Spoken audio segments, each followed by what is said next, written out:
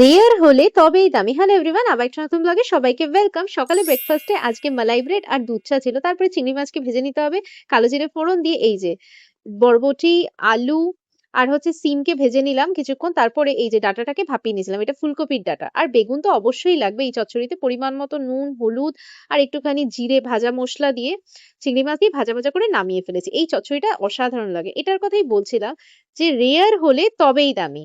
যেকোনো মানুষ বলো এভেইলেবল থাকলে তার দাম দেওয়া যায় না। আর সবজিই বলো, এই যে ফুলকপির এখন অনেক দাম।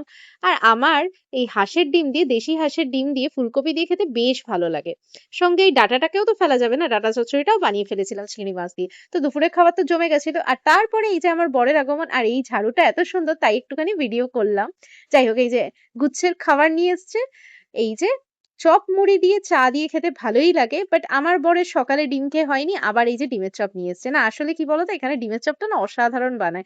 সঙ্গে বেগুনিটাও খুব ভালো বানায়, আর গোটা ডিম দিয়ে। আমি বহুবার এই ভিডিওটা মানে তোমাদেরকে শেয়ার করেছি। যাই হোক, সন্ধ্যেবেলার আড্ডা আমাদের চপ মুড়ি দিয়ে জমে গেছিল। সো ভিডিওটা যদি ভালো লেগে থাকে অবশ্যই লাইক শেয়ার সাবস্ক্রাইব করে পাশে থেকো।